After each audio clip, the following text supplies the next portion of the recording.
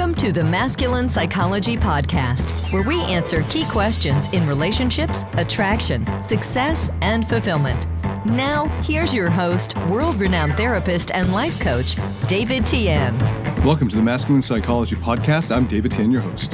By the end of this episode, you'll be on your way to mastering your emotions, ensuring they work for you and not against you. That's a transformation that has the power to change everything about how you experience life. Why is this so crucial? Every goal we set, every task we undertake, every relationship we nurture, at its core, what drives us in life is the desire to feel a certain way. Whether it's the exhilaration of success, the warmth of connection, or the thrill of adventure, we chase experiences and pursue accomplishments primarily for the emotions that we hope they will bring, the feelings they promise. But here's the challenge. If we don't know how to navigate and regulate these emotions, they can end up steering us instead. And the result? We might find ourselves moving away from the very feelings that we desire, ending up lost or unsatisfied in life. So let's use an analogy here. Imagine setting out on a journey toward a beautiful island. That island represents all of the positive emotions and experiences that we want in life, consciously or unconsciously. Love, significance, fun, contribution. Now, if you don't know how to sail, the ocean's unpredictable waves and currents can easily throw us off course. But if you've mastered sailing, you can harness the power of the sea and wind to reach your destination faster and with more certainty. Similarly, if we master our emotions, we become the skilled sailor, ensuring our feelings propel us toward the life we desire, rather than drifting aimlessly, or even worse, sinking amidst life's challenges. A common mistake many people make lies in how they relate to their emotions. Many people believe that to avoid negative feelings, they must repress them, push them deep down, and lock them away. But this approach is like a ticking time bomb. Repressing emotions doesn't make them actually disappear. Instead, they just go under the surface, beneath our awareness, and there they accumulate pressure and can unexpectedly burst forth, often in destructive waves, sabotaging us when we least expect it. On the flip side, some assume the antidote to repression is to simply express every emotion without filter. But unrestrained expression can lead to its own set of problems, from strained relationships to poor decisions. And this is where emotion regulation comes in. Emotional regulation isn't about masking or denying feelings. It's about understanding them, giving them the space they need, and choosing how and when to express them for our benefit and the benefit of those around us. It's the balance between repression and unrestrained expression, and it's the key to taking charge of our emotional lives. Now let's debunk a common myth in dealing with our emotions. Many people think that if we're not repressing our emotions, then we must swing to the other extreme and express every single emotion that comes up, unfiltered and raw. But here's the reality. Unbridled self-expression isn't the golden ticket to emotional mastery either. Imagine for a moment, if we acted on every impulse, expressed every fleeting feeling, what kind of chaos would ensue in our lives and in our relationships? It's not hard to see how this could lead to destructive patterns, strained relationships, and a lack of personal accountability. Expressing anger, frustration, or sadness whenever we feel it in the heat of the moment might provide you some kind of temporary sense of relief, but it can escalate situations easily and create lasting damage, as well as blocking us from actually experiencing fulfillment or love or happiness in the long term. So, where do we strike the balance? Well, it's not about stifling our emotions or letting them all hang out. It's about understanding our emotions, giving ourselves the space to feel them, and then choosing how we want to respond. This is the essence of emotional regulation. It's about being conscious and intentional with our emotions, rather than being at the mercy of them. Let's talk about anger, for instance. Feeling anger obviously isn't inherently bad. Actually, it may not be obvious to you, but feeling anger isn't intrinsically bad. It's a natural response to perceived threats or injustice. However, the key lies in how we manage and express this anger. Unbridled self-expression might lead us to lash out, say things we don't mean and will regret later, or even become aggressive. On the flip side, repression might cause this anger to fester, leading to resentment down the road or passive-aggressive behavior down the line. So instead of being stuck in these extremes, what if we took a moment to pause, to understand why we're feeling angry, and then decide the best course of action? Maybe it's having a calm, assertive conversation about what's bothering us, or perhaps it's channeling that anger into a more productive activity. This would be emotional regulation in action. It's thoughtful, it's intentional, and it's empowering. And this applies not just to anger, but to all of our emotions. Joy, sadness, fear, excitement, they're all valid emotions that provide valuable information about our experience of the world. The skill comes in not letting those emotions dictate our actions, but rather using them as tools to better understand ourselves and more consciously navigate our lives. So let's move past the myth that the opposite of repression is simply unfiltered expression. Let's embrace instead a more nuanced approach, a more sophisticated approach, where we honor our emotions, but also take responsibility for how we express and act on them. Now let's home in on the key differences between repression and emotion regulation. These terms often get thrown around, but they refer to vastly different processes in how we handle our emotions. So let's start with repression. It's crucial to understand that repression is an unconscious defense mechanism. When we do this consciously, we call it suppression. When we suppress long enough or often enough, it becomes an unconscious thing, and then it becomes repression, which is much more difficult to uproot. Okay, so when we repress emotions, our minds are essentially pushing away unpleasant memories, thoughts, or desires, keeping them out of our conscious awareness. It's like sweeping the dirt under the rug. It might look clean on the surface, but the mess is still there, hidden away. Repression might provide some kind of temporary relief, but over time, these repressed emotions can resurface, often in unexpected and potentially harmful ways. It's like any other toxic poison that eats away at you under the surface over time. On the other hand, emotion regulation is a conscious, intentional process. It involves recognizing and understanding our emotions, and then choosing how we want to respond to them. It's not about pushing them away or letting them explode. It's about navigating them in a healthy, constructive manner. So here's an example. Imagine you're feeling incredibly frustrated at work. If you're repressing this emotion, you might push it down and pretend it's not there, maybe even convince yourself that everything's fine. But this frustration doesn't just disappear completely. It stays with you, bubbling under the surface, waiting to explode. Now, let's look at emotion regulation. You feel the same frustration, but instead of pushing it away, you acknowledge it. You take a moment to understand why you're feeling this way and explore what needs might not be getting met. Perhaps you need more support, or maybe there's a miscommunication that needs clearing up. Once you've understood the emotion, you can decide on the best course of action, whether that's having a difficult conversation with your boss, seeking support from a colleague, a therapist, or coach, or finding a way to manage your workload better. In this process, you're not just reacting to your emotions, you're responding to them thoughtfully and intentionally. You're in control, navigating your emotional world with clarity and purpose. So, repression and emotion regulation are at opposite ends of the spectrum. Repression is about avoidance and denial, while emotion regulation is about awareness and intentional action. Mastering our emotions doesn't mean we won't ever feel difficult or painful emotions. It means we'll have the skills and awareness to navigate them in a way that serves us in our well-being. When we repress emotions, we might think we're keeping the peace or maintaining control, but in reality, we're setting ourselves up for a range of potential pitfalls. Repression might provide a temporary escape, but it doesn't erase the emotion.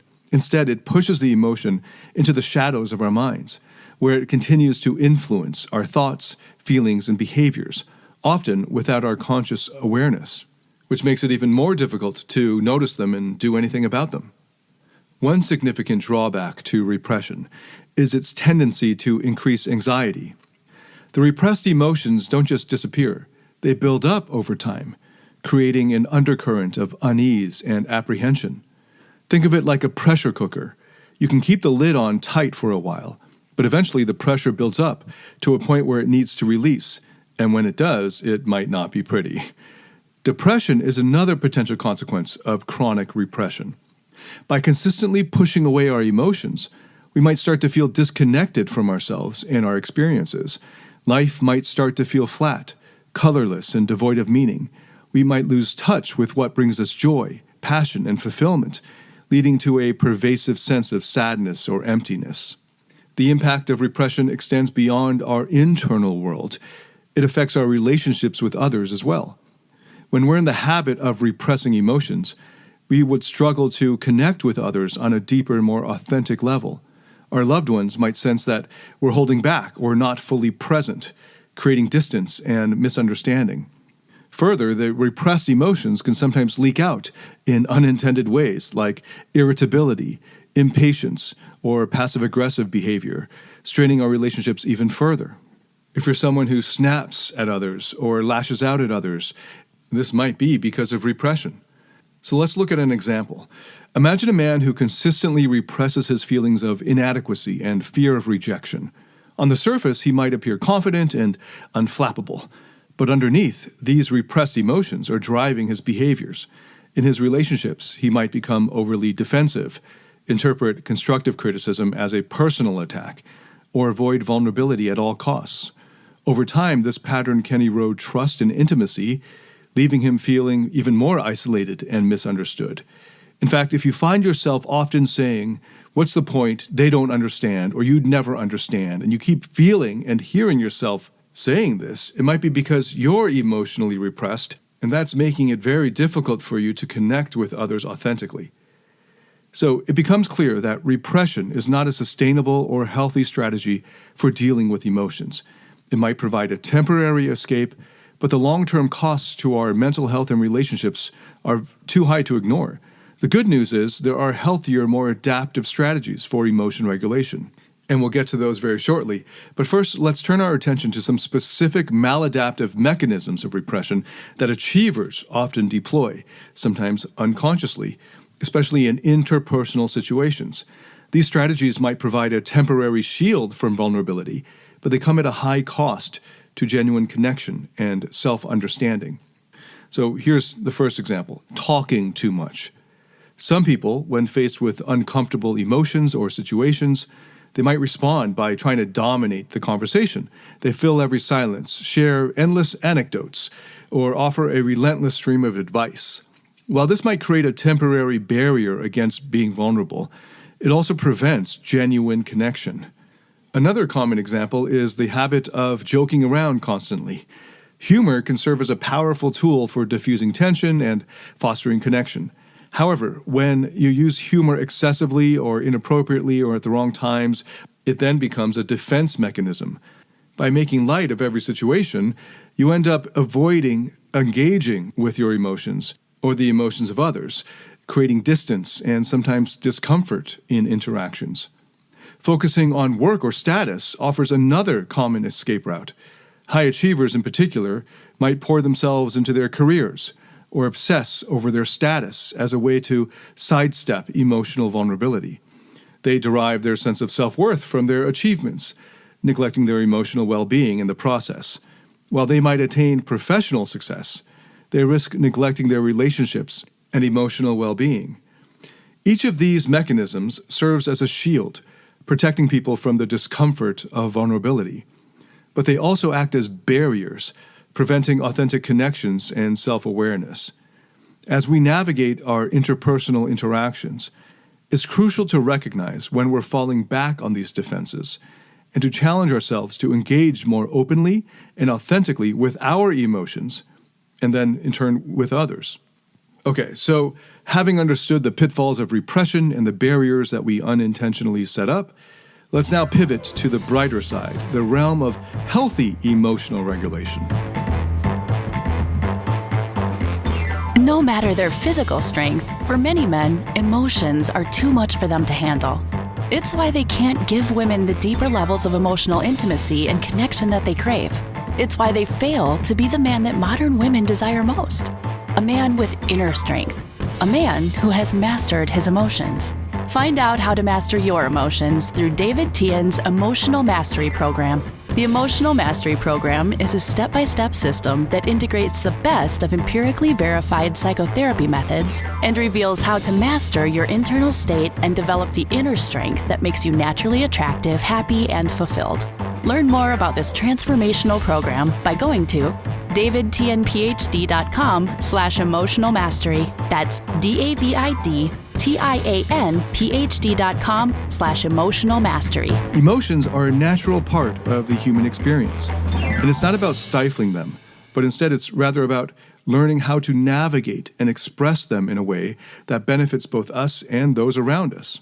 I'm going to mention just a few techniques that we can use, especially drawing from cognitive therapy, to help us get a hold of our emotions and be able to better regulate them. I go into much more detail on each of these and give a lot more techniques and strategies and methods in my program, Emotional Mastery. Okay, here's the first one I can share with you briefly. Cognitive reappraisal. At its core, this technique involves changing the way you think about a situation to change how you feel about it. For instance, if you're feeling nervous about a presentation, instead of thinking, I'm going to fail, you might then shift your perspective to, this is an opportunity for me to grow and share my knowledge. By reframing the situation, you adjust your emotional response, turning apprehension into anticipation. Problem solving takes a proactive approach to emotions. So this is another example. Problem solving. So let's say you're feeling stressed because of a mounting workload. Instead of getting consumed by the emotion, you'd address the root cause. This might involve breaking the bigger task into smaller steps, setting priorities, or even seeking help. By directly addressing the problem, you alleviate the emotion attached to it. Okay, here's another one. Mindfulness, and this is a term that's gained significant traction in recent years. Mindfulness is all about being present. In fact, I prefer that term instead, present. It's the practice of observing our emotions without judgment as they arise. Instead of getting swept up in an emotional storm, you anchor yourself in the present moment, recognizing your emotions and letting them pass without letting them dictate your actions. It's akin to watching clouds passing by in the sky. They come and go, but you remain grounded. You are not just your emotions, and your actions are not determined by your emotions. Next is emotional awareness, and this complements mindfulness perfectly. It's about recognizing and naming your emotions. Sometimes just the act of identifying what you're feeling can diminish the intensity of the emotion. It's the difference between a vague sense of unease and recognizing, I'm feeling anxious because of that meeting tomorrow, and the reason why the meeting tomorrow is making me anxious is because of X, Y, and Z fear, and so on. Naming the emotion of, not instead of just vague unease, naming it as anxiety, gives you power over it, offering clarity and a starting point to address the underlying cause. So these are just a few examples of a much bigger toolkit, and incorporating these strategies into your own emotional toolkit doesn't mean that you'll never face challenging emotions again, but it does mean you'll be better equipped to handle them. By practicing cognitive reappraisal, you shift your perspective. By problem solving, you tackle emotions at their source.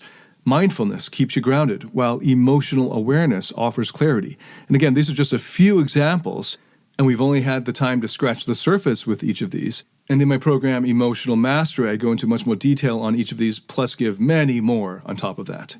They're just examples right now of how healthy emotional regulation paves the way for a more balanced emotional life, allowing us to connect more authentically with others and with ourselves.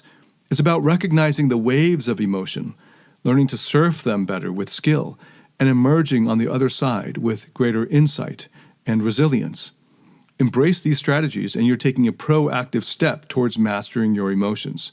So now let's extend this even further into another crucial aspect of emotional mastery: how to express our emotions to others effectively. This is a skill that I like to call interpersonal influence, or just influence. It's essential to understand that the strategies that we employ to regulate our own emotions can differ significantly from how and when we should express these emotions to others. Navigating emotional expression requires a nuanced approach, especially when it comes to interpersonal relationships. Let's take a scenario like in dating. Imagine you've had a rough day at work and you're feeling stressed and overwhelmed. You decide to go on this date and you're in this state of being stressed and overwhelmed, hoping to find some relief by sharing your troubles with the date. Now, here's where the distinction becomes really crucial. Regulating your emotions would involve finding ways to calm yourself down before the date, taking care of your own emotional needs and not requiring your date to meet your needs for you. However, if you choose to offload all your stress and painful emotions onto your date, you run the risk of creating a toxic dynamic. When you vomit your emotions onto someone else, especially in a dating context, it sends a strong signal of neediness. It shows that you're relying on the other person to regulate your emotions for you. And let's be clear, this is a massive turnoff, right? Neediness. It not only burdens the other person, but it also violates their boundaries. No one wants to feel like they're being used as an emotional dumping ground. The first time I discovered this in a very personal way was when I was 17 and trying to get my first girlfriend to get back together with me. Her dumping me triggered all kinds of feelings of abandonment and rejection and pain and hurt that were related to these inner child parts of mine that I was completely unaware of, unconscious of. And I went to her house and in the middle of the day and right there in their foyer, let it all hang out, and I devolved into this sort of snobbing mess with tears and mucus running down my face. And looking back on it, of course, I was trying to get her to meet my needs for comfort and security and to hear that we're all okay again, but I didn't know how to communicate all of this neediness, and I didn't know how to meet my own needs for security and significance and comfort. So I just laid it all onto her, and hoping, I suppose, to access some kind of compassion. And through this compassion, I guess, the thought pattern unconsciously was, then she'll come back to me out of guilt or something, and that would be something that I would have been totally okay with back then, I suppose. And instead, I just laid it all out there as a sort of sniveling, needy teenager trying to make a bid for connections in the hopes of her meeting my needs for me. And I can't remember the exact way she responded, but maybe it was like an, okay, we can talk about this later, try to get me out of her house. And then maybe a hug. And then she said something like, hey, could you drive my little brother to school? And I did that. And the whole drive back with this little brother, who was maybe 3 years or 2 years younger, I could feel his total disrespect of me because he witnessed that whole thing. And I have then since learned better. Well, actually, it might have taken a couple more unsuccessful attempts at this over the next several months. But then I finally did learn that this laying out your neediness onto somebody else in the hopes of them feeling sorry for you does not generate attraction and will not lead to the results I'm hoping for.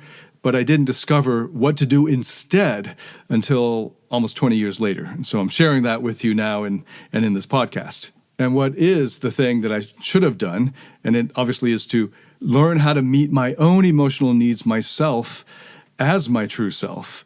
And in IFS terms, there's a great phrase that Richard Schwartz turned into the title of a book, which I highly recommend to everyone. And that's, "You are the one you've been waiting for." And if you were in a similar situation and hearing me describe my situation back when I was 17, and you were thinking instead, what should I do to get her? Then you are already needy, except you're probably not even aware of it because of your repression. So you're actually farther from a breakthrough than the guy who was wearing his heart on his sleeve, which in this example was me. Because at least I know that I am needy. So instead of asking the question, what should I do to get her? You should be asking the question, what emotional needs am I attempting to meet by getting her? And how can I meet those emotional needs myself as my true self?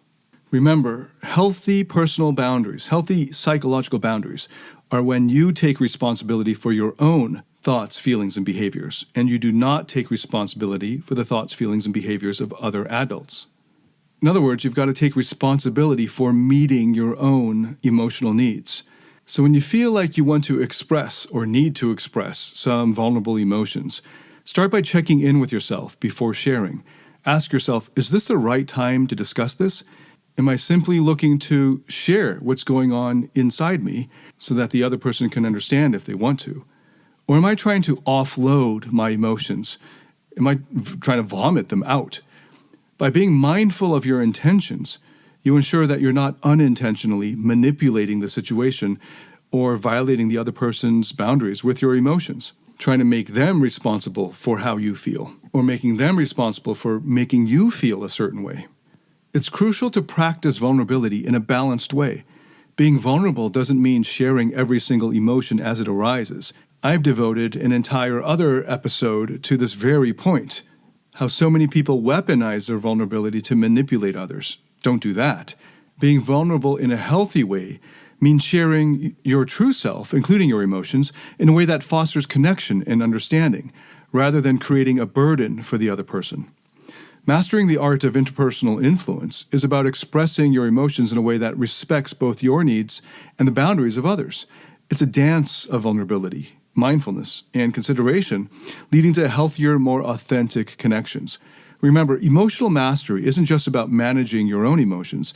It's also about expressing them in a way that enhances, rather than hinders, your relationships and interpersonal interactions. Okay, let's now shift gears and focus on some practical solutions to truly master your emotions.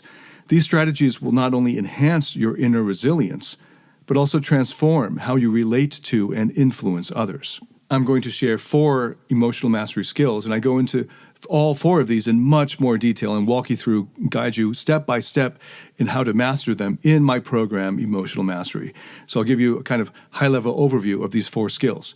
So first, let's talk about presence, which is closely connected to what many people refer to as mindfulness.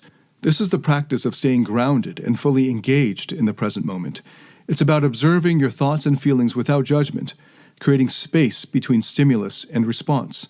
Cultivating presence enables you to respond thoughtfully to situations rather than reacting impulsively. You can start small, perhaps with a daily meditation practice, or simply by paying full attention to your surroundings and sensations in everyday activities. Next up, we have emotion endurance. This involves building resilience to effectively navigate through intense emotional experiences without becoming overwhelmed or flooded by them. It's about accepting and writing out your emotions rather than avoiding or suppressing them. Techniques such as deep breathing, visualizations, or grounding exercises can be immensely helpful in enhancing your emotion endurance. Okay, following that, we've got emotion titration, and this is like regulation. It's the process of adjusting the intensity of your emotions to appropriate levels. Just as a chemist titrates a solution to the precise concentration, you can learn to calibrate your emotions to the right intensity for the situation at hand.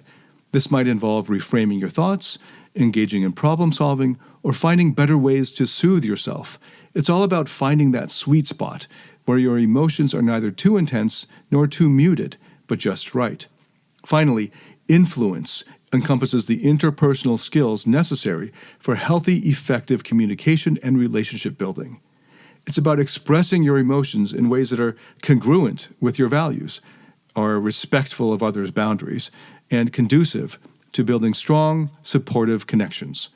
This means learning to communicate assertively, listening actively, and navigating conflicts constructively. It's about building a foundation of trust and respect in your relationships so that when you do express your emotions, it fosters connection rather than creating distance. By honing these 4 skills, presence, emotion endurance, emotion titration, and influence, you equip yourself with a powerful toolkit for emotional mastery. It's about more than just managing your emotions. It's about transforming them into a force for positive change in your life and the lives of those around you. Remember, mastering your emotions is a journey, not a destination. It requires practice, patience, and perseverance. But the rewards, a life of resilience, authenticity, deep, meaningful connections, love, joy, fulfillment, happiness, are well worth the effort. Okay, let's take a moment to revisit the key insights from our episode today. We started by debunking a common myth, the notion that the antidote to emotional repression would be unbridled self-expression. Okay, we explored the nuances between repression and healthy emotional regulation, underscoring that these are, in fact, 2 distinct concepts. Repression involves unconsciously pushing away unpleasant thoughts, feelings, or desires, which can lead to a host of negative outcomes, from increased anxiety and depression to strained relationships. We delved into how achievers often resort to maladaptive mechanisms like excessive talking or humor or immersing themselves and losing themselves in work or playing the status game, all in an attempt to shield themselves from real vulnerability.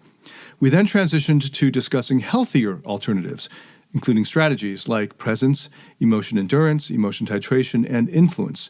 These are the cornerstones of emotional mastery, providing you with a robust toolkit to navigate your emotional world more effectively and build meaningful connections with others and with yourself. Now, let's take a moment to consider the long-term implications of poor emotional regulation. If left unaddressed, it can lead to a perpetual cycle of emotional turmoil, impacting not just your mental well-being, but also your physical health, your relationships, your professional life. The cost of ignoring this aspect of your life is simply too high, and the longer you wait, the harder it becomes to break free from these patterns. On the flip side, imagine a life where you've honed your skills in emotional mastery to a high level. Picture yourself navigating life's ups and downs with grace and resilience, maintaining a sense of balance even in the face of adversity. Imagine building relationships that are deep, authentic, and supportive, where you can express yourself fully while also respecting and valuing the emotional boundaries of the others. In this scenario, you're not just surviving, you're thriving. You're living a life filled with purpose, connection, and genuine lasting happiness.